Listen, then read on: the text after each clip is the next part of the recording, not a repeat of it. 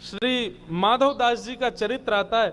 श्री माधवदास जी महाराज वो जब जगन्नाथ भगवान का दर्शन करने जाते थे तो सामने बैठे श्री जगन्नाथ जी ऐसे झूमते थे और दर्शनार्थियों को दिखता था कि जगन्नाथ जी झूम रहे हैं। इस भाव से माधवदास जी की बड़ी प्रसिद्धि होने लगी।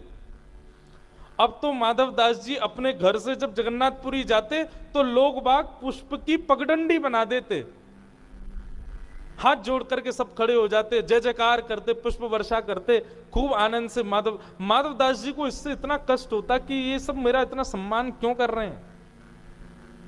माधवदास जी जगन्नाथ भगवान से जाके कहते, भगवान आप ये सम्मान मुझे क्यों दिला रहे हो? तो जगन्नाथ जी बोलते हैं, तुम्हारी परीक्षा करने के लिए। अगर तुमने इस सम्मान को स्वीकार कर लिया तो निश्चित है मेरी भक्ति से तुम विमुख होते चले जाओगे, फिर सम्मान के आदी हो जाओगे। तो मैं तुम्हारी परीक्षा के लिए सब कर रहा था, परंतु माधवदास मैं तुमसे बड़ा आनंदित हूं, तुमने इस सम्मान को अस्वीकार किया। और फिर एक जगह ऐसा भाव आता है कि श्री माधवदास जी महाराज अब छुप छुप करके जगन्नाथ जी दर्शन करने जाते कि भीड़ भाड़ ना देखे उनको, क्योंकि जगन्नाथ मंदिर में माधवदास जी की जय जयकार बोलते और माधवदास जी को इतनी पीड़ा होती, बोले अरे राम राम राम, ये लोग क्या कर रहे हैं, जगन्नाथ जी की जय बोलने की जगह मेरी जय बोल रहे हैं।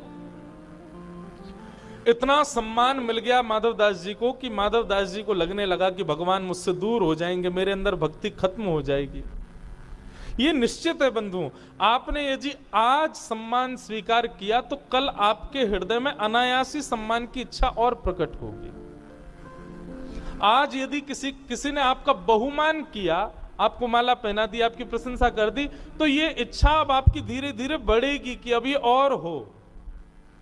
ये नियम है संसार का, और यही नियम भक्ति में वाधक बनता है।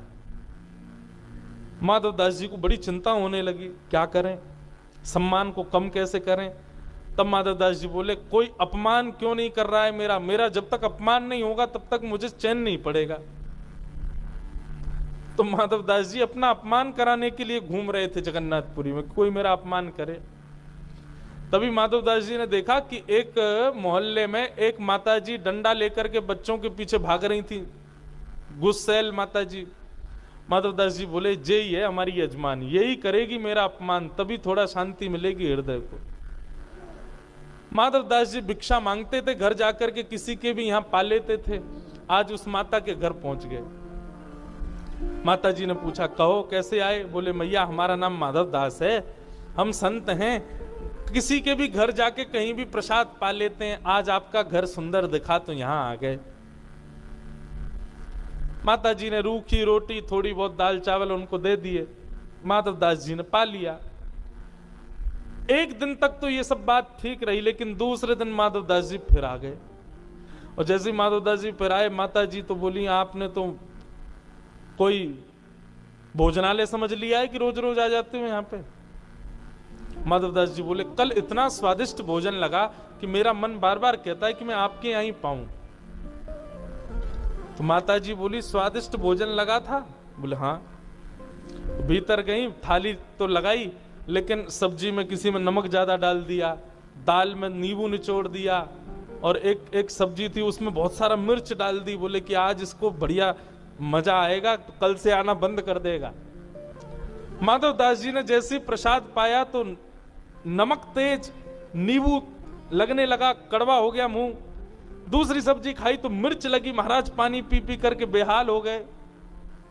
माता जी बोली, कहो कैसा लगा भोजन?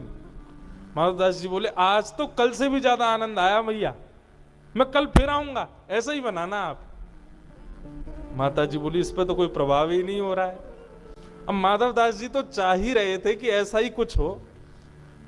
तीसरे दिन माधवदास जी जैसे ही पहुंचे, माता जी का पहले से ही दिमाग खराब किसी बात से था। माधवदास जी पहुंच गए, जय जगन्नाथ मैया भिक्षाम देही, लाओ प्रसाद पवाओ। मैया ने उठाया पोंछा, और पोंछा उठा करके माधवदास जी के मुंह पे मारा, ले भिक्षा खा ले, इसको भर ले अपना पेट। माधवदास जी के मुंह पर जब पोंछा आकर के पड़ा ना, माधवदास जी खूब रोए और कहा, धन्यवाद मैया, आज लग रहा है कि अब मेरा मान खत्म हुआ, अब मैं ठाकुर जी के और समीप पहुंच पाऊंगा। बहुत ज्यादा सम्मान हो गया था मेरा, अब अपमान हो गया ना, तो अब थोड़ा बैलेंस लग रहा है हृदय में। सम्मानम कलयाति घोरगल्लम, भक्ति में सम्मान बाधा है। बच्चों